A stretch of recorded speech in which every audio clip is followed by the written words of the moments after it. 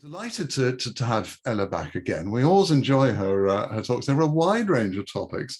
If you actually go onto our YouTube channel, you've got like a potted history of the topics she's covered. We've got a poetry session, poetry from the yew tree. We've got Following in Darwin's Footsteps. You remember that wonderful talk that she gave a bit of time ago. We've got her birdsong talk now on, and that's very topical, of course, with the Dawn Chorus. And of course, a lovely talk that you gave us, Ella, last month on a walking holiday in the Sahara. So now, to crown it all, we move continents and we're going across to India. Very pleased to welcome you back, Ella, for your talk today, which is winter holidays in India. So over to you, Ella. We'll keep everyone muted. If anyone has any questions, do by all means tap them in the chat box, or we can actually open your microphones and take questions and have a discussion afterwards. But meanwhile, we'll pass across to you, Ella. I think you're unmuted, which is great. So I think if you're able to share the screen, we can go ahead, and we look forward to your talk. Thank you. I'd just like to say a few words before I get into the screen sharing. If you turn your video off during the screen sharing, you save a little bit on your electricity bill, which is your carbon footprint, which is so important with climate change. Anyway, I'm being very self-indulgent because I'm just reliving my holidays, and you have come on this gorgeous sunny day to share my holiday too. I was living in Prague at the time, very cold winters. My grandchildren, my son and his wife and grandchildren are there. So when a friend said, come to India for 6 weeks, I'll organize everything. There's a Christmas choir. We'll go on holiday between Christmas and New Year. And then after that, you can teach science in the children's home. You can imagine how I jumped at it. Great. So Puttaparthi is where I went. I can't remember the name of the airport. It was a very long Indian name, and a driver was there to meet me and took me to this ashram. I'll tell you a bit more about it later. So this is some general scenes that you pass on the way from the airport. Huge rice paddies, all terraced. And this is what it looks like near to, back-breaking job with a hand hoe. And you can see the water pipe for irrigation to flood the paddies. And of course, the eternal games of cricket going on everywhere. The Indians are very enthusiastic cricketers. I was actually interested in these woven things that I don't know whether they're some kind of temporary shelter or grain store. I have no idea. And these really scenes from times past of oxen. This was a telephoto lens, that's why it's a bit misty, carrying, I presume, rice in. You're in a mixture of centuries in India. So this is what it was like. If you can imagine, I came from quiet, cool, very civilized Prague, where nobody hoots, and yes, and this couldn't be more different. So welcome to Puttaparthi. Very few people have cars. Most people are on foot. Some have bicycles. The wealthy have motorbikes, and everybody else travels in these terribly polluting three-wheelers. And the flat where I lived and the children's home was in a building like this. I think it was 7 stories high. And this is the local language. And I took this picture partly because this is the classic Indian car, the ambassador, and also the office here in English. And presumably the same thing, or maybe it's just the sign of the shop. You can imagine I never mastered that local language. This is just outside the ashram. the place of worship where people come from all over the world who are Sai Baba devotees. And you can see the kind of crowds, some on foot, bicycle, in these bajaj, and then sitting at the side of the road, all the local food and flowers, because garlanding people, even garlanding pictures of Sai Baba, garlanding is a big, big thing in India. If somebody meets you at the airport, they'll throw a garland around your neck. And even on special animal days, they garland their dogs.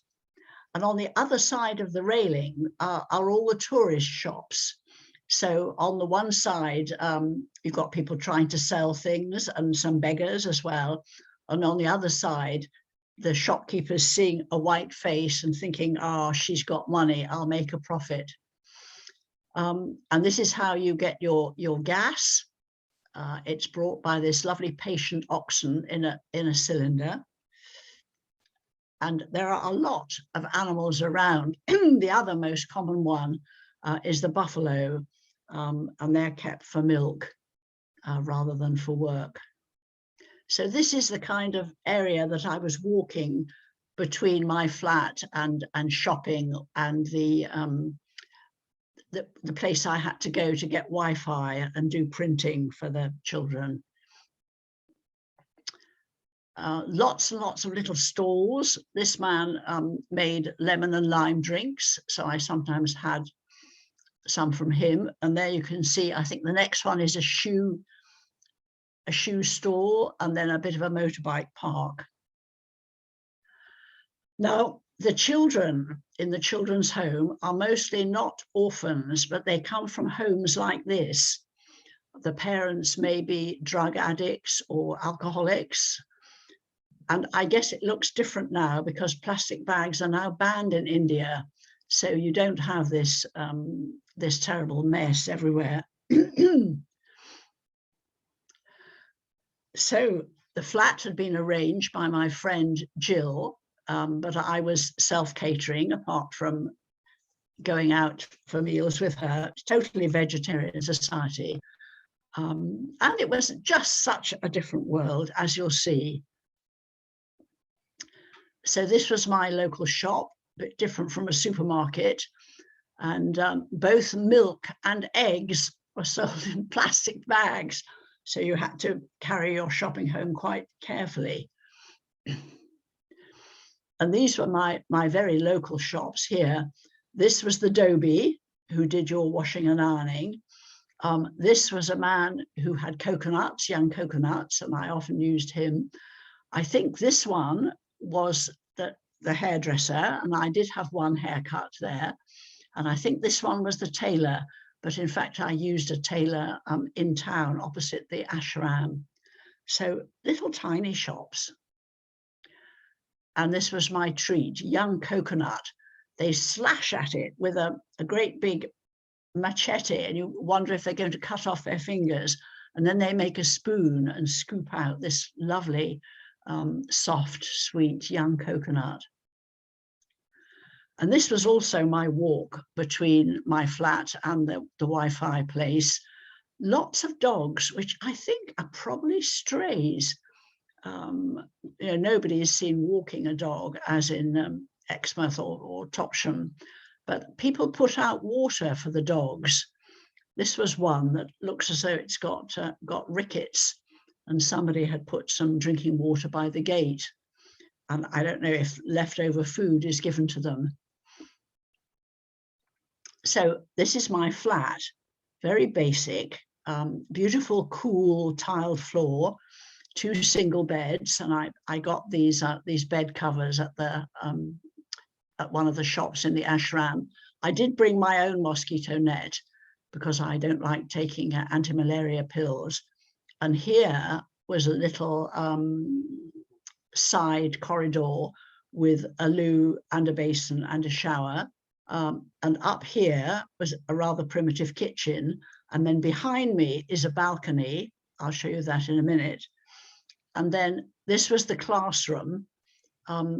This is the whiteboard there.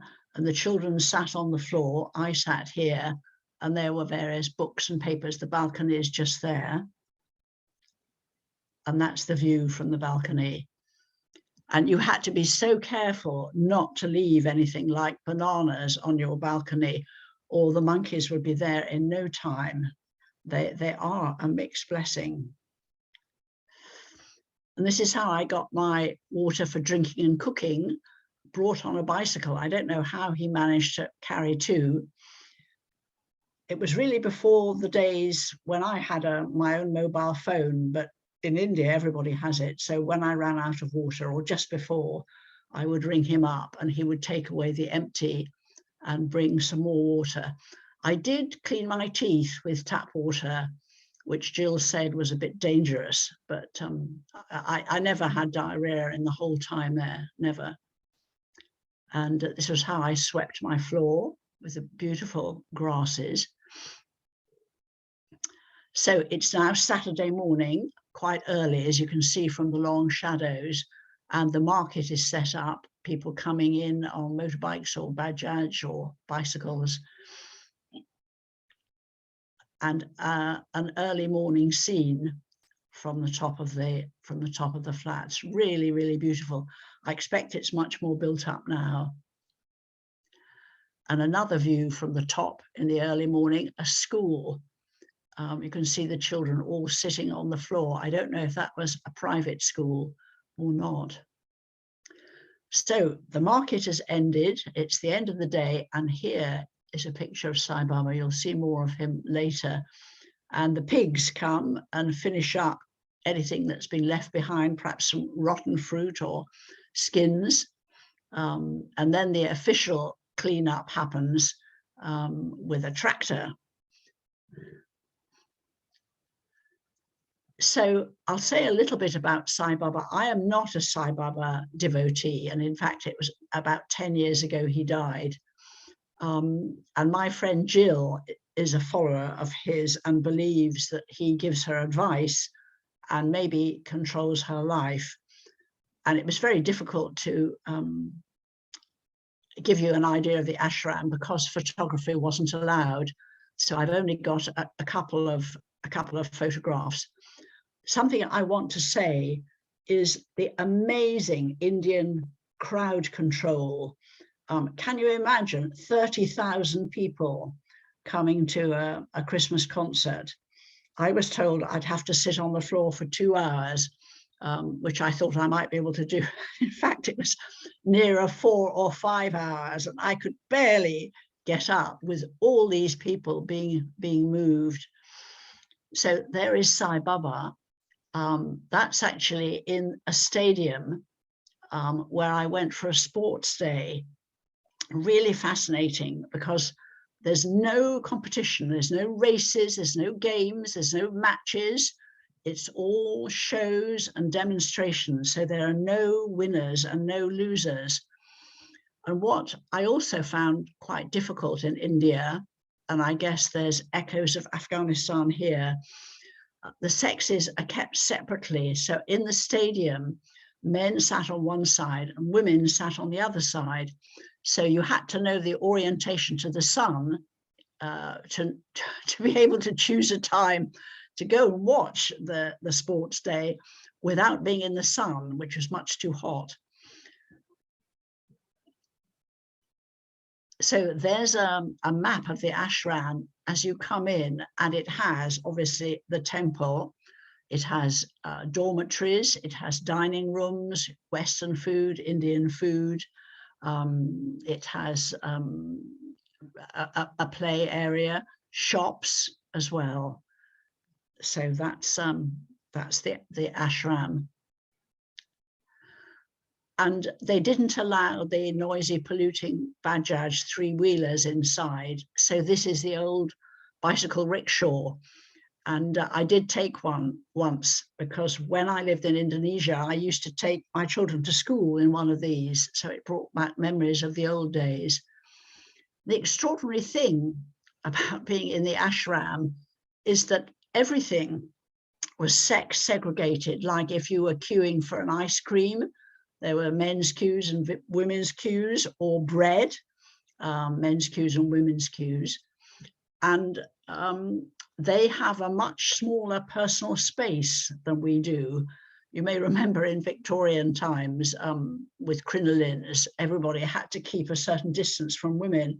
Well, I found in the queues here, people would touch me from behind. I wouldn't say they were pushing or pressing. And I found it very, very difficult, as other Europeans did.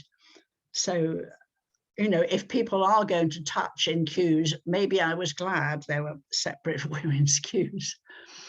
And this is the rehearsal for the Christmas choir. Again, there's a picture of Sai Baba that somebody's put a garland on. Most of the time I wore a shalwar kameez, which I had made by a tailor, which is a kind of long tunic and baggy trousers and a scarf. But here, because it's mostly a Western choir, I'm just wearing a loose top and a skirt.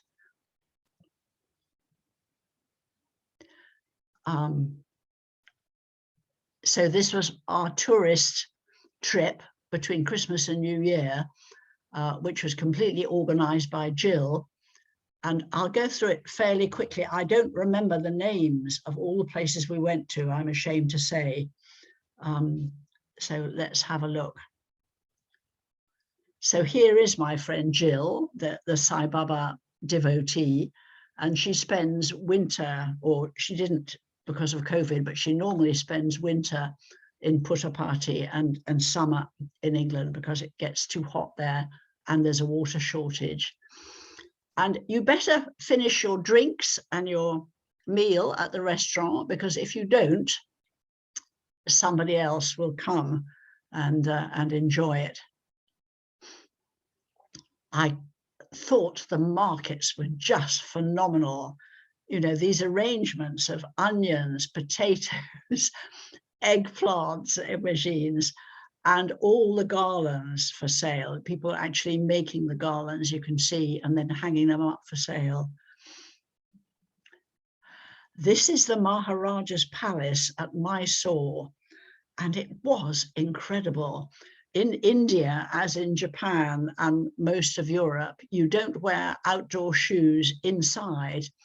And there were hundreds, if not thousands, of shoes left at the entrance, including ours. And they also banned cameras, which was a total farce because people gave up their cameras and then took photographs on mobile phones. And you know, the splendor was just phenomenal. And these great arches there are so that the Maharaja could ride out on an elephant. I love elephants. This was at a museum, and they also have amazing masks, horrible masks, as you see. And the worship of the sacred cow carved in a huge rock, I guess a place of pilgrimage. And we also visited some very, very old temples. This is Hanuman, the monkey god. And it's interesting, in these frescoes, the varied skin color showed from very pale to light brown to dark. And you may know, in colonial days, there were hill stations where the wives and children retreated in the hot season. And this is such a hill station, and you can see it was kind of cool and misty. And again, full of monkeys, which, I mean, they are fascinating because they're rather like us. Terrific tightrope walkers. And here grooming each other. So this was really why I was there, and I did come the following year as well. So I've explained a bit about the home background of these children. I think a lot of the girls had been raped. You know, the attitude to women in India is not so very different to Afghanistan, and they're considered second-class citizens. at New Year, you go and buy this lovely powder paint, and then you mix it up, and then you decorate outside your house. So everybody had different creative New Year patterns outside their houses. And there weren't very many boys in the children's home. These are the two youngest. And there was a lot of music and singing, because of course it doesn't cost anything and everybody can do it. And I was very fond of these little boys, and they were very, very angry with the leader of the project. Now, I was meant to be teaching biology, and because there was no meat and no butchers, I thought, how can I teach them biology if they can't see, heart or lungs, intestines, So luckily I found a roadkill, which was a crow that had been hit by a car. And the leader of the group said that anybody who wanted to be a vet or a doctor could come and watch the dissection, but not the youngest children. And this is Nandini, and those two little boys were not allowed to watch the dissection. And I have to say, some of the girls couldn't take it and had to, nearly fainted and had to go. And the boys tried to find the corpse of the crow after it had been dealt with. I don't think they did. So they were very angry at being excluded. And here's Nandini connecting an electric circuit. I have to say, there was no equipment of any kind, and this was lent to me by another educational group. So everything that I used, I had to salvage or buy or scrounge. It was all made up on the spot. And here's a lesson going on in my room. That was a girl I got very fond of called Roger. And I can't exactly see what they're doing, whether they're sorting out different groups of animals from pictures. I think something like that. And this was a lesson on solubility. I got sugar, salt, flour, sand, I think even oil, to see what things would mix and dissolve in water and what wouldn't. And these are two of the older girls in my kitchen. And we had some red cabbage, and we can see we've made juice from it. And it was to teach them about acids and alkalis and pH, because when you put lemon juice or vinegar into the juice, it turns pink. And when you put any kind of cleaning fluid or ammonia in, it goes blue. So that's a great fun experiment. And you can even do it with flower petals as well. And these are the oldest group of girls. Very hard to find scientific things to do without any equipment. I found these sort of pallets meant for paints, and lots of little bits of food which they cut up. And then we dropped iodine solution, which you can see her doing here, which I got from the chemist. And if a food contains starch, it goes dark blue-black. You might remember that from school. So it was a little bit about different food types. Now, once a week, the Children's Society had a kind of public show for sort of friends and benefactors. And this is where these photos were taken. One of the projects I did with them was about friction, and particularly the importance of having tread on your tires. And we marked off millimeters in matchsticks and then went around looking at bicycle and car tires and seeing how much tread was left. So, as well as talking about sports shoes and matches and, rubbing your hands together to make heat, all different simple little things we could do about friction without any equipment. Now, it was difficult to find 3 boxes the same, but you may know that in countries like India, people very heavily load their buses, even with a lot of goods and people sitting on the top. And what happens is when two of these overloaded buses or lorries pass on a highly cambered road, one of them or both will tip over. So these three boxes are loaded in quite different ways. I don't quite remember, but this one had newspaper at the bottom and stones at the top, and they love these play people. And then perhaps this one had stones at the bottom and newspaper at the top. And this one maybe had newspaper at the top and the bottom and stones in the middle. And the idea was to tip them up and measure what angle of tip they fell over. So they're actually, the girl at the back is actually measuring with a protractor at what angle the lorry is going to tip over, depending on which way it's loaded. And the next picture is very bad. It was taken during that Saturday morning show with somebody holding a microphone. And that's the one with the people on top that falls rather early. So there was a cook who cooked for all these children, but I have to say the girls were quite good cooks themselves. Here they are just about to dish out the meal. Everything is done on the floor. Homework, here they're doing it on the floor, eating, lessons on the floor, and at bedtime they unrolled mats on the floor. So a really simple lifestyle compared with ours. But there were treats, and I can't remember if it was Saturday night or Sunday night. They made pizzas on the roof. You can see them being prepared here. And one of the volunteer teachers had made a pizza oven on the roof. So we did have some treats. And I was able to do some interesting visits and went to a sort of alternative technology center, and where they were making and selling these solar cookers for about £35.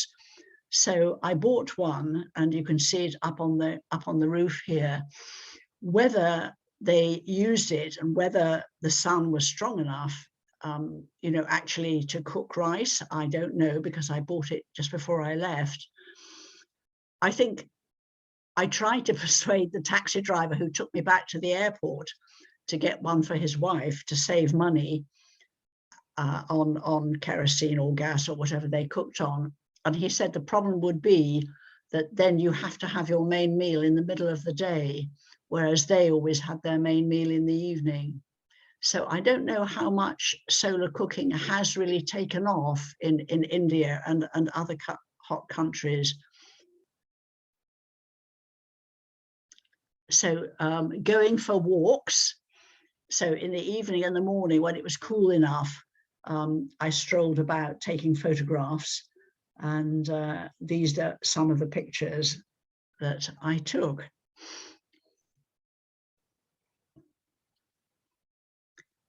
So as a white person, people tended to run up, especially children, wanting to be photographed. I can't remember what the little girl in the front is doing. The one on the right is obviously in some kind of hand-me-down school uniform. Lots of buffaloes here, having a snooze before or after being milked with her calf. So this is how the washing is done by the river, actually beating the clothes against rocks. They can't last very long, I don't think, and rubbing on block soap. And at a quiet time, it must have been in the evening, somebody else was there. Though how many fish there could be with all that soap in the water, I don't know. And here the saris are spread out to dry. I suppose with the overhead sun, washing dries more quickly laid flat rather than hung up as we do. On the other hand, I can't help thinking that the washing on the left, perhaps bed sheets, not saris, must be dusty. And here is the Dobie man ironing with a charcoal iron, as our grandparents, great-grandparents did. Absolutely incredible. With another one with charcoal heating up when that one cooled off. And this is a much more recent picture. it was in that competition for innovative ideas. And this is a schoolgirl, and she has devised a solar-powered iron that you can actually travel around and do people's ironing without any charcoal or electricity. Absolutely brilliant. I don't know if that's in commercial production yet, but I thought, what a brilliant step into the future. So back to the past. Here, I'm trying to, there is the rice nursery. And here's the paddy being ploughed. And notice that tree. And remember, I was only there for 6 weeks. So see how the rice has grown. He's planted it all out, a back-breaking job. And now it's growing. Right, we're nearly at the end. I had my 71st birthday there. And we had a cake between the 3 of us, rather a grand one. I seem to think either the flower opened when you lit the candle or it played happy birthday or something. And here are the other 2 birthday girls, Roger and Nantini. And that was my wonderful winter holiday. That was fantastic, Ella. That really was such a joy to see. Thank you ever so much. It's much more than a holiday. I mean, it was a working holiday, but really an immersion in Indian life, it seems to me. Yeah. And in such a short time, you've given us a real feel for the country, its culture, its way of living, but particularly a real feel for how you personally contributed to support those children and to enter into the life there so fully. Wonderful. Thank you ever so much. We've got quite a bit of time for questions. So let's just have a look at the chat box.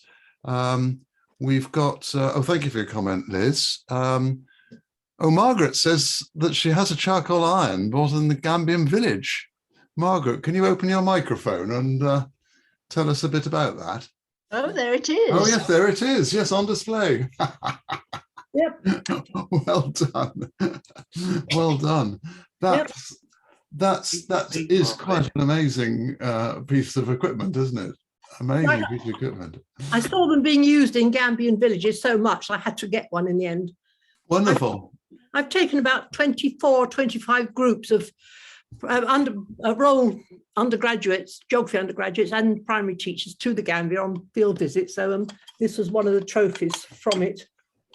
Excellent. Well, what a trophy to have. That's absolutely super. Rather rusty now. But... And Ali, you mentioned that very enterprising young girl that has the solar powered iron. Is that how did you find out about that? Is that it's funny, unfortunately, that the top of my picture was covered, and it did have a heading, and it was a competition. I'm not sure it wasn't, a Prince William competition. Yes, it was. Yes. There we are. Thank you. Yes. Thank you. What was it called? It is in the picture, but I couldn't actually see it. No, I remember seeing that. There was a short list of some really innovative ideas just a few months ago, wasn't it? It's quite recent. It wasn't a winner. Brian. But hopefully it will be spotted, and as you say, hopefully it'll be taken up. The idea was to give a profile to these enterprising people who do great things. Oh, thank you for that. Brian. Ella, that was really, really good. I thoroughly enjoyed it, as everybody did, I should imagine. Yes. I missed right at the beginning. When did you make that visit? I went twice, in 2013 and 2014. Your relationship with the kids must have been fantastic too, from the photos. But I was wondering, are you able? Maybe you're disencouraged, oh sorry, that's not the right word, but you know what I mean, to make contact with them. But do you have any kind of contact that went beyond that period of time with any of those particular? Yes, I did send them birthday cards for a while, Something that upset me quite a lot when we did that visit to Bangalore, I went to department stores and I found board games. The one that children really liked was called Sorry, and they cost about £4. And in Britain, I think they cost about £35. So really shocked at the profit. The people you make, they just have a board and a few plastic men and so on. So I bought some games of Sorry for them because only 4 can play at a time, and they were thrilled. And I left a lot of play people with them. They hadn't really got any toys at all, so they were having wonderful imaginative games with all these play people, particularly the younger children. What I should have said is the government, the education department, didn't like this hodgepodge of disadvantaged children being taught by sort of sporadic visiting teachers from abroad. And they didn't close the children's home, but they had to go to ordinary schools. So they're still, I mean, some of them have, obviously a lot of them have grown up and left, particularly those older girls. So they're still living there, but not being taught. I mean, it must have been very disruptive just to have, teachers, and presumably most of the teachers coming from the Northern Hemisphere wanted to come in the winter. So I don't know who taught them in a hot season when nobody wanted to be in India. Perhaps the American women running the project. So it doesn't exist as such anymore. I was very lucky to have that time, and really such a different culture to ours in every way. I think one of the things that impressed me is how imaginative you were, Ella, in creating these visual aids and educational aids. Were you given a briefing about this before you went, or did you find yourself just plunged into it and drew on your own imaginative resources at the time to come up with solutions? Well, no, I wasn't given a syllabus, but I think the only thing I borrowed was that electric circuit, and all the rest were either things that were around or just bits of rubbish, trying to get those 3 boxes that were the same. But I'd written a book for teaching science with no money, for a series, and then the publisher was taken over, and the new people who did the takeover didn't want to continue the series.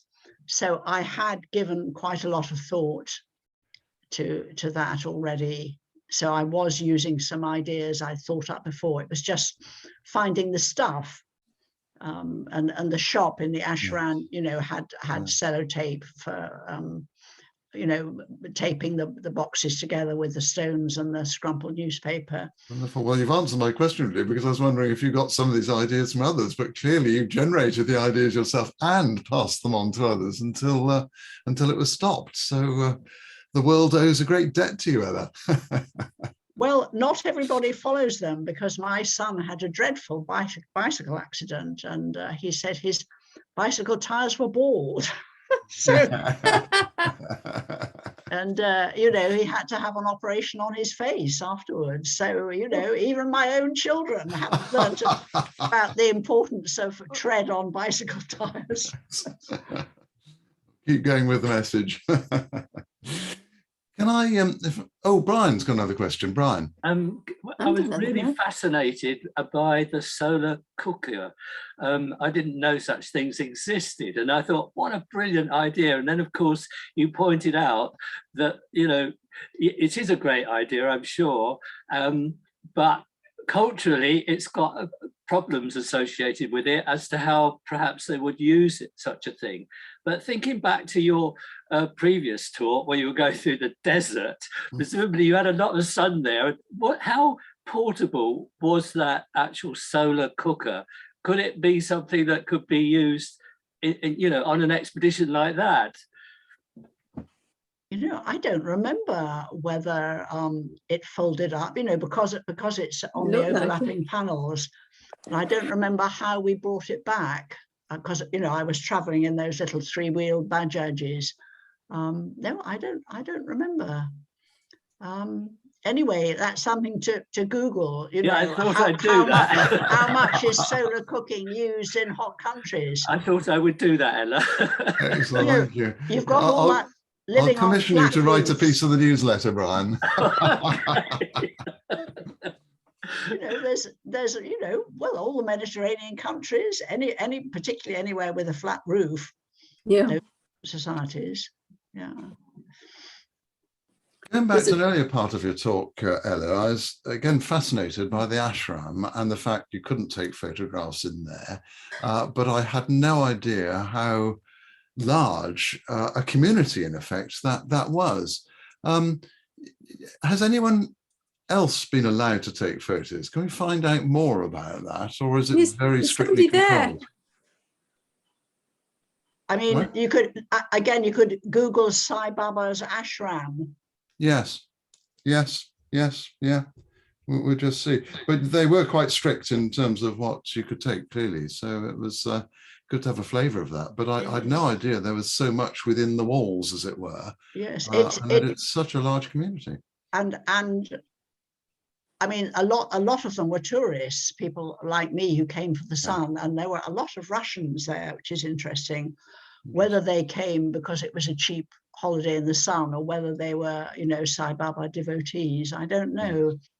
Yeah. What was interesting, and I was thankful for, the swimming pool was built a long way out of town. So people, you know, peeping Toms couldn't leer at the Western women in their bikinis. So it was quite a long journey to the swimming pool, which I made as often as I could. I bet. So yes. I mean, I haven't looked up Sai Baba's ashram recently, so it'd be interesting to see if it's still going on. When I went to that sports day, again, there were many more than 30,000 people there, and they actually had a cardboard effigy of him in his car. So they drove in this open top car with a life-size sort of cardboard effigy of him. Really Remarkable. extraordinary. Remarkable. Helen, you've got a question. You've had your hand up. Yes, I'm actually new to Exmouth U3A because we've just moved down here. Oh, welcome, Helen. Good to see you.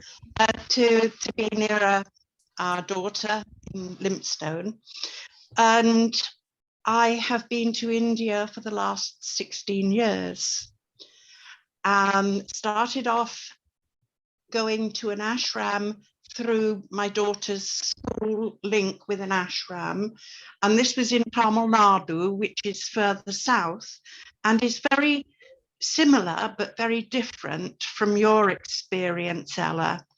And whilst we were there, because it was a holiday with the children and at the ashram, which was very much smaller, we went into Trichy or Tiruchirappalli, which is the name of the city, and the teenage girls didn't want to go up the mountain, the temple at the top, because they would rather have gone shopping.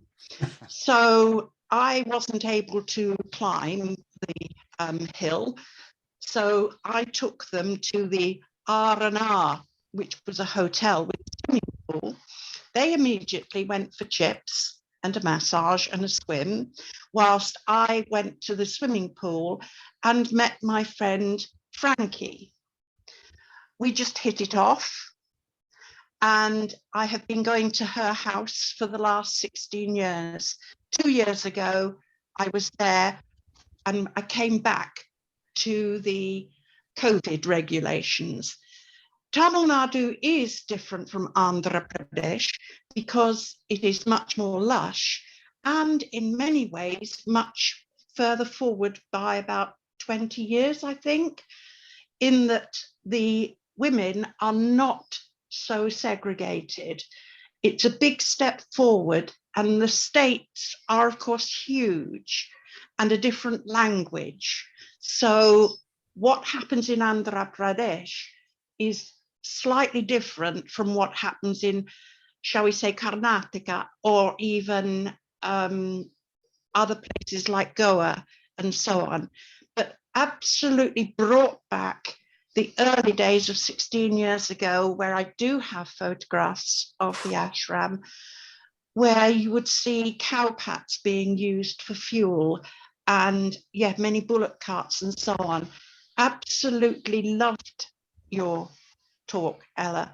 Just brings back memories, and like you, I have photographs galore and little things that I would take into schools. And because the children had a project in the UK on southern India, I would go with saris, I would go with cheap jewelry. The boys loved it. The boys really loved dressing up. And little cooking pots and so on, and eating, which of course is a skill. And the other one, which I used to show, is how to drink water. And water in India is very important. And you just go, don't touch the bottle.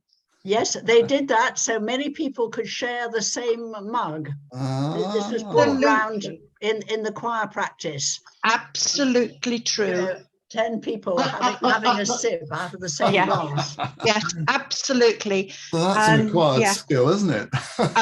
Yeah, you watch, and I used to do it to the teacher. I'd ask them, it looked so easy when I did it, and then I'd give it to the teacher, and 9 times out of 10, a wet front. You're washing your face instead. Yeah, I'd love to do a talk with you, that leads me on very nicely, Helen. As I say, we're delighted we're always pleased to welcome new members, and particularly completely new to the to Exmouth area. So warm welcome, Helen. But yes, we're always on the lookout for further speakers, and I think it would be a very nice follow-up sometime to learn about your experiences. Yeah, and I'd love to do that. You say some are similar, and some, from what you're saying, culturally are really quite different. That itself is fascinating, isn't it? Yeah. In terms of everything is in storage at the moment because we haven't moved into the house.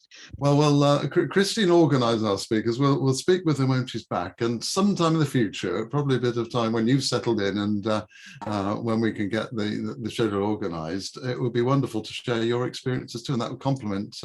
It would certainly complement Ella's. Very nicely. Thank you for that offer. That's a pleasure. Thank you. I look forward to it. Yeah. It should be good. Part 2.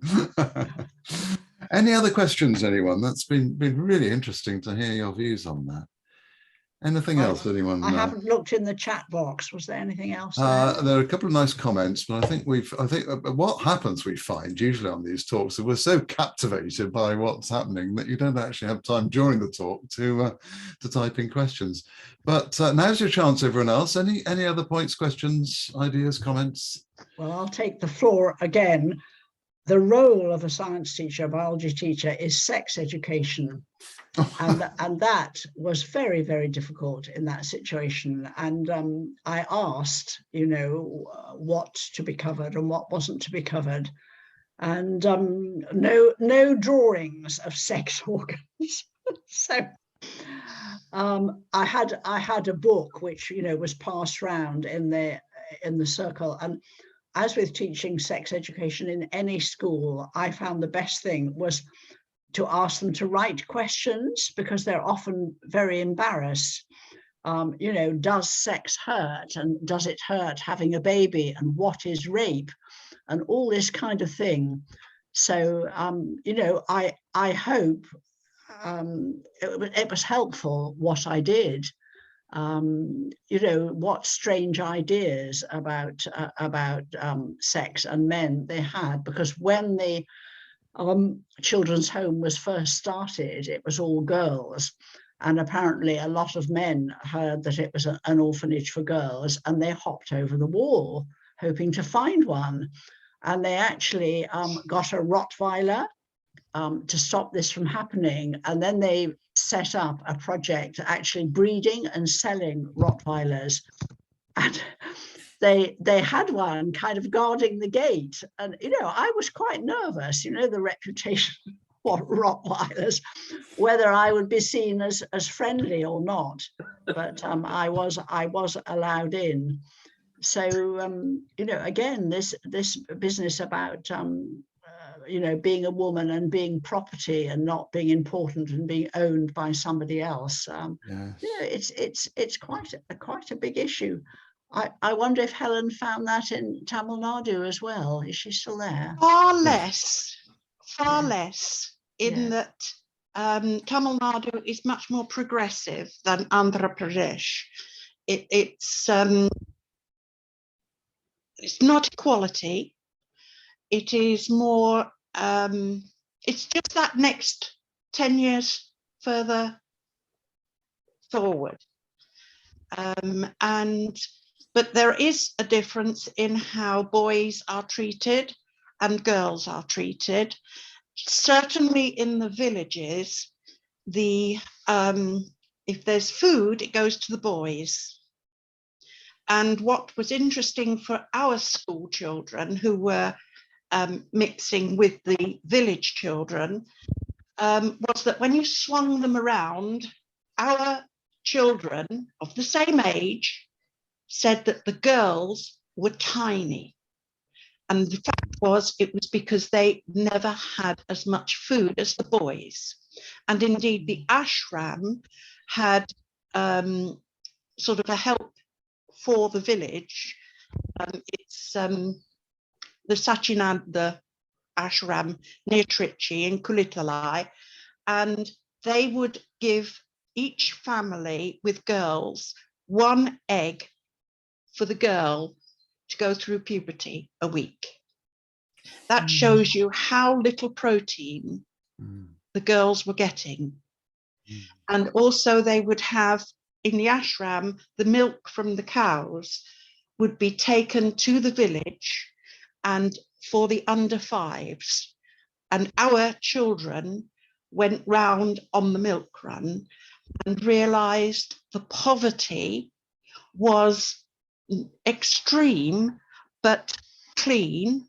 And one of them said, how much does it cost to build a concrete shed, which is the upper end of the village market of a house, as against the bamboo leaf ones? And the answer was £200.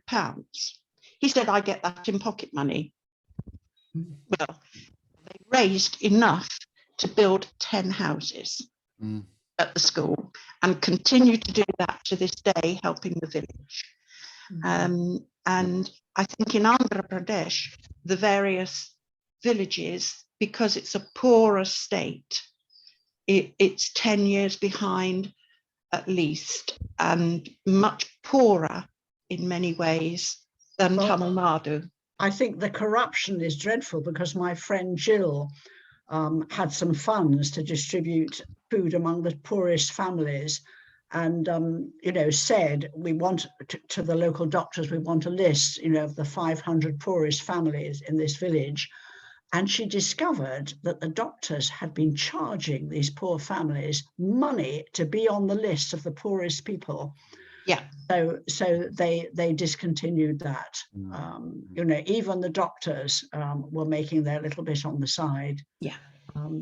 So it's very hard to help when it's such a corrupt society. I think we should be winding up, shouldn't we? We should. John, We've almost yes. Reached our hour, so you're absolutely right. But thank you once again, Ella, for a wonderful talk. Thank you for your questions, and thank you for your offer of a follow-up, which would be absolutely marvelous, Helen. Thank you for that. John, well, should we? John, sorry, yeah, Brian. John, as we're winding up, and I know I'm biased because I'm on the committee and I come to all these sessions as much as I possibly can. I think this morning's been particularly interesting. It's been great, actually, the dialogue that's happened with Helen coming in as well. And she's a new member. I really don't think we should lose the opportunity to encourage ourselves, to encourage more people to join in the coffee and chats, because there's only 19 of us here, so we're privileged, but really they're missing out on so much a lot of our members by just not tuning in, if I could call it like that. And maybe when the recording is put onto Facebook, it could have just an advert right at the beginning to come and join us in the coffee and chats. Good, very good point, Brian. Yeah, we'll do that. We'll do that. Thank you. Well, shall we all join together? You can open your mics and let's thank Ella in the traditional way. Thank you once again, Ella, for fascinating, enjoyable, and educational talk. They always are, but you set very high standards, and we've all got a lot out of it. Thank you very much. Thank you. I enjoyed reliving my holiday. That's wonderful.